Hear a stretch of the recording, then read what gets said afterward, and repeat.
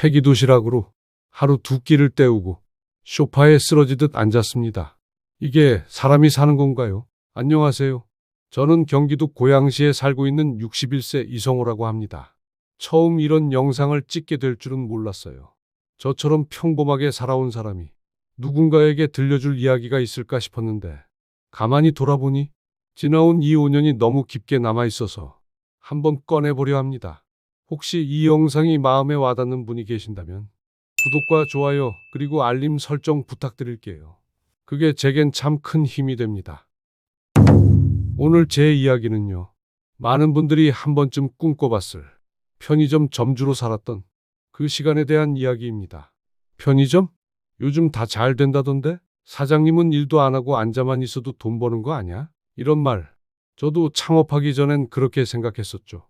남들 하는 거 보고 나도 할 수 있을 줄 알았습니다. 그렇게 5년 전 은퇴하고 남은 퇴직금과 대출금까지 보태 내 인생 마지막 투자라 생각하며 편의점을 열었어요. 그런데 해보니까 그게 아니더라고요. 전기세만 한겨울, 한여름에 100만 원이 훌쩍 넘고 최저임금은 매년 오르고 주휴수당 맞추려고 알바 7명을 돌려야 했습니다. 하루 13시간, 주 6일 근무, 몸이 부서지는 줄 알았습니다. 손님은 많은데 사는 건 단가 낮은 물건뿐이었어요. 껌 하나, 음료 하나, 예전처럼 이것저것 담아가던 시절은 끝났더군요. 정상금이 800이면 많아 보이죠? 근데요, 인건비로 400 나가고 공과금, 세금, 보험료까지 내고 나면 제가 가져가는 건 300도 안 됐습니다. 그렇게 살다 보니 몸도 마음도 점점 무너졌어요. 밥은 폐기 도시락으로 때우고 들어와선 기운도 없어서 그냥 소파에 누웠습니다. 어느 날 제 아들이 그러더라고요. 아버지, 이게 사는 겁니까? 제발 좀 그만두세요. 제 손에서 계산기가 뚝 떨어졌습니다. 그래, 난 뭘 위해 이러고 있지? 창살 없는 감옥, 그 안에 갇혀있던 사람 바로 나였습니다.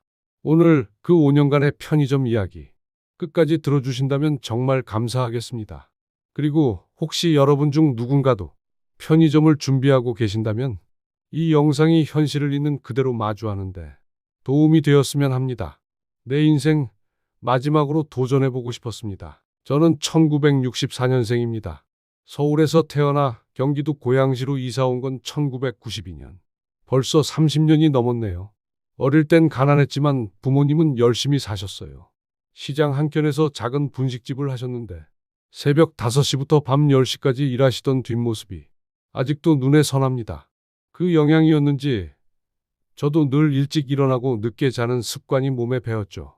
대학은 지방사립대 전자공학과 나왔고 운 좋게 서울의 중소기업에 취직해 30년 가까이 한 직장에서 근무했습니다. 그 회사에서 만난 사람이 지금 제 아내입니다. 둘 다 야근이 많아서 얼굴 보기 힘들었지만 가끔씩 맞춰서 퇴근하고 삼겹살집에서 소주 한 잔 기울이던 날들이 제 인생에서 가장 따뜻한 시절이 아니었나 싶어요. 결혼하고 아이 둘을 낳았습니다. 큰애는 아들이고 작은애는 딸이에요. 아이들 학원비 대느라 허리 휠 정도로 일했지만 그래도 잘 자라줘서 지금은 각자 사회생활하고 있습니다. 회사는 58세에 퇴직했습니다. 조기 퇴직이었죠. 그때 퇴직금과 회사에서 쌓은 사내복지기금 등 모아둔 돈이 대략 1억 5천 정도 됐습니다. 그 나이에 뭘 할까 고민했습니다. 재취업도 생각해봤지만 나이 많은 중년 남자를 뽑는 곳은 드물었고 아내는 이참에 그냥 쉬라고 했지만 저는 나만의 가게를 한 번쯤 해보고 싶었습니다. 카페, 분식집, 치킨집 여러 가지를 알아보다가 결국 편의점으로 마음을 굳혔죠. 왜 편의점이었냐고요? 24시간 돌아가니까 안정적일 것 같았고 본사 시스템이 잘 돼 있다니까 믿음이 갔고 적은 비용으로 창업할 수 있다고 해서 마음이 갔고 무엇보다도 앉아서 할 수 있는 일이라니 퇴직자에겐 더없이 매력적으로 들렸습니다. 주변에선 말렸습니다. 형님, 그거 생각보다 힘들어요. 요즘 편의점 알바도 힘들다는데 직접 하시면 못 버텨요. 본사가 다 가져간다더라고요. 근데 저는 그때 그 말들이 다 부러워서 하는 말처럼 들렸습니다. 그렇게 시작했습니다. 프랜차이즈 편의점을 선택했고 상권은 괜찮다는 말에 대형 아파트 단지 앞에 자리를 잡았습니다.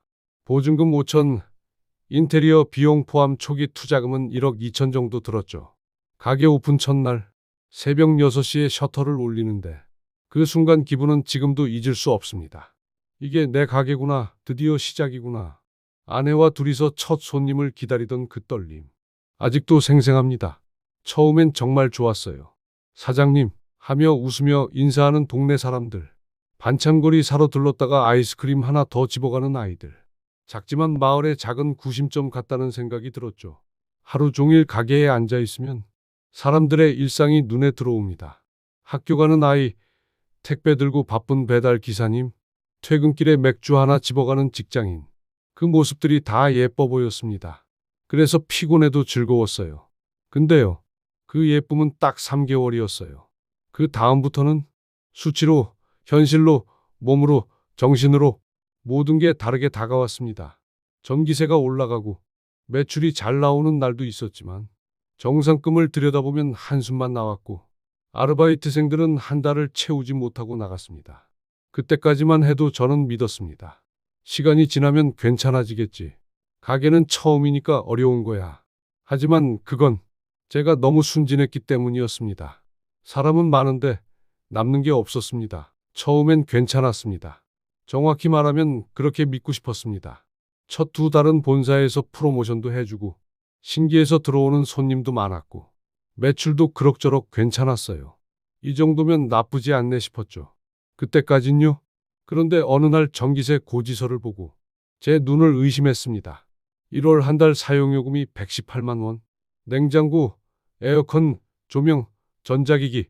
하루 24시간 1초도 쉬지 않는 가게에선 전기세조차 숨만 쉬어도 나가는 수준이더군요. 거기에다 최저임금은 매년 올랐고 주 15시간 이상 일한 알바에겐 주휴수당까지 지급해야 했습니다. 한 사람을 오래 쓰면 오히려 인건비 부담이 커지는 구조. 그래서 결국 하루 근무 시간을 쪼개고 알바를 7명까지 늘렸습니다. 한 명은 아침, 또 한 명은 점심, 다른 한 명은 야간, 휴일 알바 따로, 평일 저녁 따로, 하루에도 몇 번씩 인수인계를 해야 했고 그 과정마다 생기는 실수는 전부 제 책임이었죠. 사람들이 자주 바뀌다 보니 정이 들 새도 없이 보내는 일이 많았습니다. 교육은 늘 제 몫이었고 저의 시간과 에너지가 많이 쓰였고 제 몸도 점점 지쳐갔습니다. 물론 그 친구들의 마음도 이해는 갑니다. 요즘은 알바도 주휴수당 포함해서 오래 길게 일할 수 있는 곳을 선호하니까요. 15시간 이내로 쪼개 쓰는 편의점 시스템에선 서로 오래 가기 어려운 구조라는 걸 저도 점점 깨달아갔습니다. 거기다 손님은 많은데 사는 건 단가 낮은 물품뿐이었어요. 껌, 커피, 1+1 음료수. 요즘은 손님들의 소비 패턴도 많이 달라졌습니다. 예전처럼 이것저것 담아가는 분들은 드물고 이제는 도시락 하나, 담배 한 갑 정도만 사가십니다. 예전엔 이것저것 사가던 분들이 많았는데 이제는 딱 필요한 것만 사서 나가는 경우가 대부분입니다. 도시락 하나, 담배 한 갑. 그게 하루 매출의 거의 전부가 될 때도 있었습니다. 사람은 많은데 남는 게 없는 구조. 하루 매출 120만 원 나와도 객단가 2,500원 미만, 정상금 700 정도 들어와도 알바비, 공과금, 카드 수수료, 보험료 빼고 나면 제 손에 남는 돈은 200도 안 되는 달이 부지기수였습니다. 그 무렵 가게 근처에 무인 아이스크림 가게가 생겼습니다. 처음엔 무시했죠. 아, 저긴 아이스크림만 팔겠지. 무인 아이스크림 가게가 얼마나 가겠어? 유행이 지나면 없어지겠지. 그렇게 믿었습니다. 그런데요, 현실은 정반대였어요. 몇백 원만 싸도 손님은 움직이더군요. 그렇게 유행처럼 무인 매장이 늘어나고 심지어 우리 가게에서 10m도 안 되는 거리에 또 다른 프랜차이즈 편의점이 새로 생기기도 했습니다. 손님 수는 그대로인데 매출은 나눠졌고 우리 매장은 점점 힘을 잃어갔습니다. 그 무렵부터 가족들과도 기류가 달라졌습니다. 어느 날 딸아이가 말했어요. 아빠, 일 좀 줄이면 안 돼요? 몸 버리겠어요. 순간 가슴이 철렁 내려앉았지만 이상하게 그 말이 잔소리처럼 들리더군요. 아내도 조심스럽게 말했습니다. 당신 이렇게까지 하면서 해야겠어요? 건강도 안 좋고 하루하루 너무 지쳐 보여요. 저는 결국 터뜨리고 말았습니다. 내가 지금 누구를 위해 이러고 있는데 놀고 싶어서 일하는 줄 알아. 당신 먹고 살게 하려고 내가 이러는 거 아냐. 순간의 분노, 그 말 뒤에 찾아오는 정막. 아내는 조용히 방으로 들어갔고 딸은 눈물을 머금은 채 문을 닫았습니다. 그날 밤 저는 가게로 다시 나갔습니다. 도시락 폐기 정리도 할 겸 마음도 정리할 겸 한참 동안 냉장고 앞에 멍하니 앉아 있다가 남은 폐기 도시락 하나를 뜯었습니다. 뜨겁지도 않은 밥을 급하게 퍼먹으며 문득 이런 생각이 들더군요. 난 지금 뭘 먹고 있는 거지? 이게 사람 사는 건가? 도시락 포장지에 남은 김이 제 안경에 김을 뿌리고 그게 마치 눈물이 김 서린 것처럼 느껴지더군요. 몸이 먼저 무너졌습니다. 새벽이면 전날 유통기한 지난 도시락, 음료, 유제품 같은 것들을 정리하며 하루를 시작했습니다. 그걸 매번 버리는 것도 마음 아팠지만 더 무거운 건 그걸 먹을까 버릴까 망설이는 제 자신이었습니다.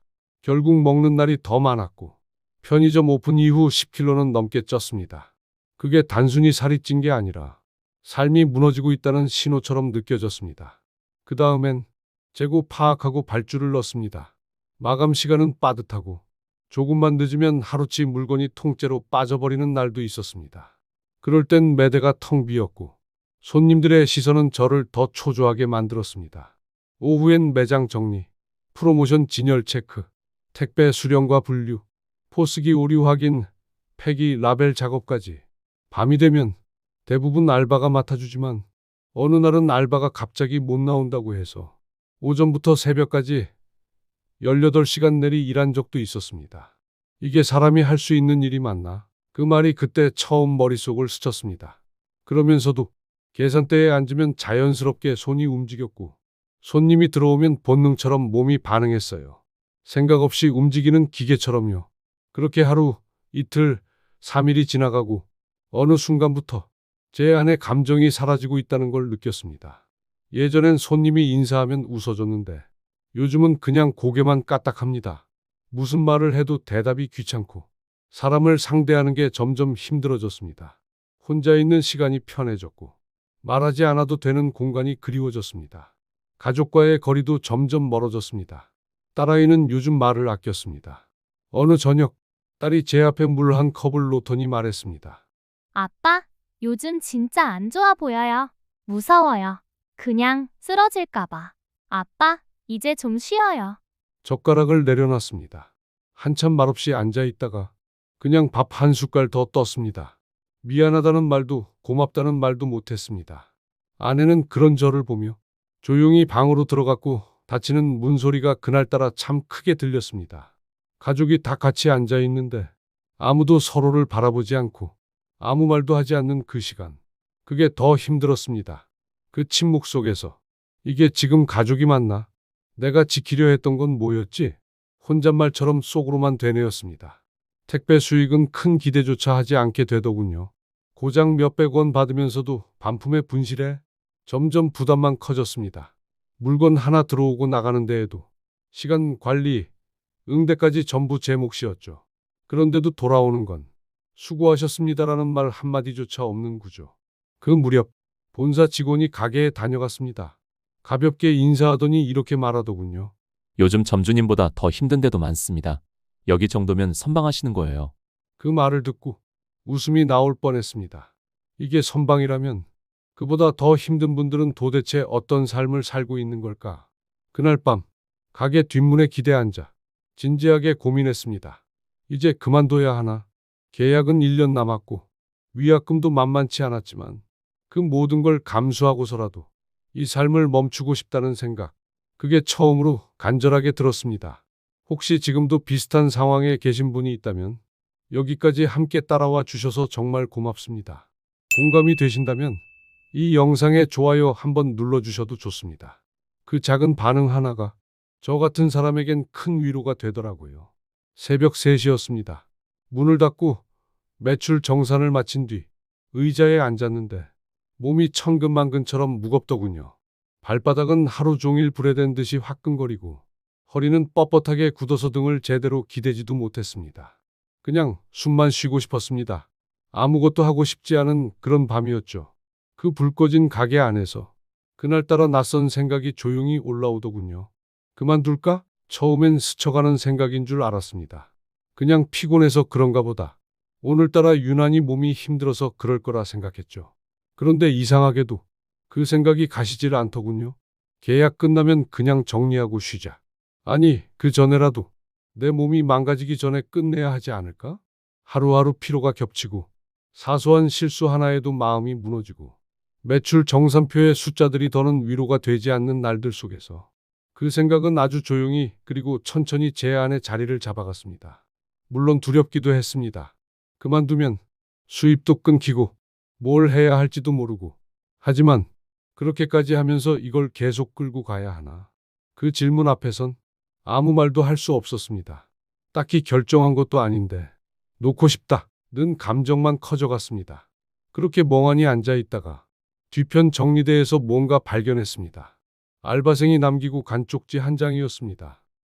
사장님, 처음엔 제가 많이 서툴렀는데 항상 웃으면서 알려주셔서 감사했어요. 요즘은 얼굴 안 좋아 보여서 좀 걱정돼요.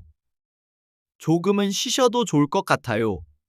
그 짧은 메모 한 장이 몇 년 동안 닫혀있던 제 마음을 조용히 그리고 천천히 열었습니다. 그래, 나 정말 너무 오래 버텼구나. 그리고 너무 오래 나를 방치했구나. 며칠 후 아내와 단둘이 마주 앉아 속마음을 꺼냈습니다. 여보, 이제는 놓아도 될 것 같아. 아내는 아무 말 없이 제 손을 한참 잡고 있었습니다. 그리고 조용히 고개를 끄덕였습니다. 그날 밤 가게 계약서를 꺼내 남은 계약 기간과 위약금을 다시 계산해 봤습니다. 그래도 괜찮았습니다. 돈보다 더 중요한 걸 너무 오래 잊고 살았다는 걸 이제야 알았으니까요. 며칠 뒤 본사 담당자에게 말했습니다. 계약 연장 없이 계약 만료 시점에 정리하겠습니다. 그 말 한마디를 전하는데 마음이 참 이상했습니다. 시원섭섭이라는 말, 그때 처음 실감했습니다. 오랜만에 가족들과 식탁에 둘러앉았습니다. 딸아이는 제게 조심스럽게 말했습니다. 우리 같이 있는 시간이 하나도 없었어요. 그 말을 듣는데 숟가락이 입으로 가지 않더군요. 가슴이 꽉 막힌 느낌, 그 안에 미안함, 후회, 안도감이 한꺼번에 밀려왔습니다. 가게는 계약 종료 날짜에 맞춰 깔끔하게 정리했습니다. 마지막 날 문을 닫고 나서 매장 앞에서 한참 서 있었습니다. 그동안 같이 일했던 알바생 하나가 멀리서 인사를 건넸습니다. 사장님, 수고 많으셨어요.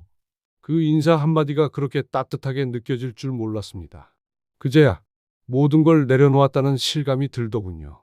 이제는 제 삶을 조금씩 되찾아가고 있습니다. 지금은 가게 문을 닫고 작은 마트에서 오전 근무만 하는 파트타임 일을 하고 있습니다. 아침 7시에 출근해 점심쯤이면 마치고 집에 옵니다. 몸은 아직 좀 무겁지만 예전처럼 오후 내내 밤까지 일해야 한다는 압박감은 없습니다. 무엇보다도 저녁 식탁에 앉아 가족들과 눈 마주치며 밥을 먹는 일이 이렇게 소중한 줄 그땐 몰랐습니다. 가끔은 가게 정리하고 나서 너무 허무하지 않을까 걱정도 했었는데요. 오히려 그 반대였습니다. 문을 닫고 나서야 비로소 제 안에 문이 열렸습니다. 그동안 쌓아둔 피로, 외로움, 그리고 말하지 못했던 감정들, 그 모든 게 조금씩 흘러나오면서 이제 좀 살 것 같다는 말이 입에서 자연스럽게 나오더군요. 아내와도 요즘엔 같이 산책도 하고 딸아이와는 같이 드라마 한 편 보는 시간이 생겼습니다. 시간이 많아졌다고 해서 인생이 풍족해지는 건 아니지만 마음이 가벼워지면 작은 일에도 웃을 수 있게 되는 것 같아요. 지금도 주변에서 편의점 하면 괜찮지 않냐? 요즘 다 프랜차이즈 하던데 이런 말 하시는 분들 많습니다. 하지만 저는 말리고 싶진 않아요. 다만 그 현실을 알고 나서 결정하셨으면 좋겠습니다. 편의점은 단순히 가게 하나를 여는 게 아니라 몸과 시간, 감정까지 다 투자하는 일이었습니다. 그 선택이 내 삶을 괴롭히는 방향이 되지 않도록 반드시 충분히 고민하고 들어가셨으면 합니다. 마지막으로 이 영상을 보시는 여러분께 한 가지 부탁을 드리고 싶습니다. 혹시 지금 이 영상을 보시는 분들 중에 저처럼 힘든 시간을 겪고 계신 분이 있다면 내가 왜 이렇게까지 해야 하나? 그 질문이 자꾸 떠오르신다면 한 번쯤은 멈춰 서서 당신의 삶을 돌아보셨으면 좋겠습니다. 저처럼 너무 늦기 전에요. 감사합니다. 오늘의 이야기를 여기까지 들어주셔서 진심으로 감사합니다. 이 영상이 지금 누군가에게 아주 작은 위로나 용기가 됐다면 좋겠습니다. 공감되셨다면 좋아요와 구독, 알림 설정도 남겨주세요. 그리고 여러분의 이야기도 댓글로 들려주세요. 함께 나누면 그 자체가 서로에게 힘이 되니까요. 해피노우는 오늘도 여러분의 곁에서 같이 걸어가는 이야기를 전하겠습니다. 감사합니다.